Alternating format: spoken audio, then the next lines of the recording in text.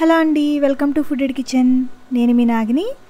ఈరోజు వీడియోలో చాలా సింపుల్గా చికెన్ ఫ్రైని ఎలా తయారు చేయొచ్చో చూద్దామండి. ఈ స్టైల్లో ఒకసారి చికెన్ ఫ్రైని ట్రై చేసి చూడండి, చాలా బాగుంటుంది. మనకి ఎప్పుడైనా టైం లేనప్పుడు చాలా తక్కువ ఇంగ్రీడియంట్స్తో చాలా ఫాస్ట్గా ఈ చికెన్ ఫ్రైని తయారు చేసేయచ్చు. మరి ఎలా ప్రిపేర్ చేయాలో చూద్దాం. Let start. మొదటగా 500 గ్రాముల చికెన్ తీసుకోండి. ఈ చికెన్ని మీడియం సైజు ముక్కలుగా కొట్టించి తీసుకుంటే చికెన్ ఫ్రైకి చాలా బాగుంటుంది. ఈ చికెన్ని ఆల్రెడీ నేను 2-3 సార్లు క్లీన్గా కడిగేసి తీసుకున్నానండి. ఇప్పుడు ఇందులో 1/2 టీ స్పూన్ పసుపు, 1/2 టీ స్పూన్ సాల్ట్,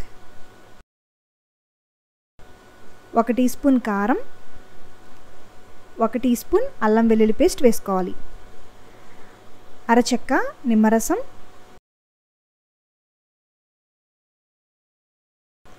2 నుంచి 3 టీ స్పూన్ల పెరుగుని వేసుకోండి.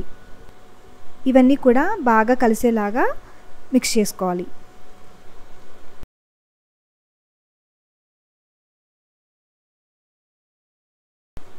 ఈ చికెన్ని ఫ్రిడ్జ్లో 1 అవర్ పాటు రెస్ట్లో ఉంచండి.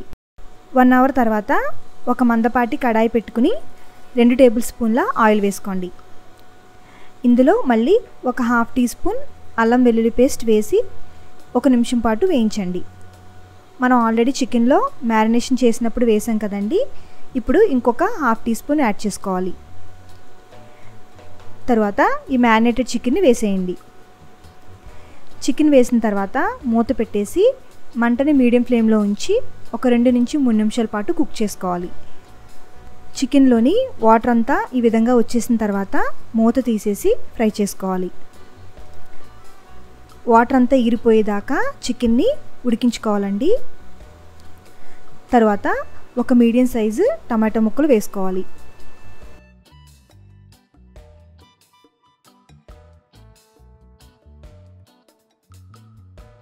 ఈ టమాటో ముక్కలు కూడా బాగా మగ్గిపోయిన తర్వాత 1.5 teaspoon instant chicken masala పొడి వేసుకోండి.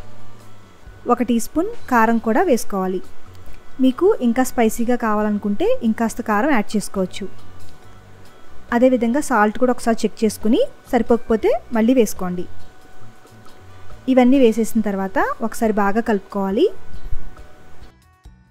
ఈ చికెన్ పీసెస్ అనేవి బాగా ఫ్రై చేసుకోవాలండి. మనం దానికోసం మంటని లో నుంచి మీడియంలోకి అడ్జస్ట్ చేసుకుంటూ ఫ్రై చేసుకోవాలి.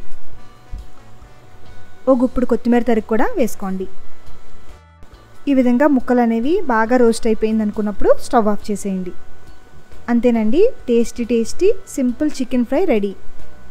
మరి మీరు కూడా ఈ సండే ట్రై చేసి మీకు ఎలా వచ్చిందో నాకు కామెంట్ సెక్షన్లో కామెంట్ చేయండి. మళ్ళీ నెక్స్ట్ రెసిపీతో వచ్చేస్తానండి. అంతవరకు సెలవు, నమస్తే.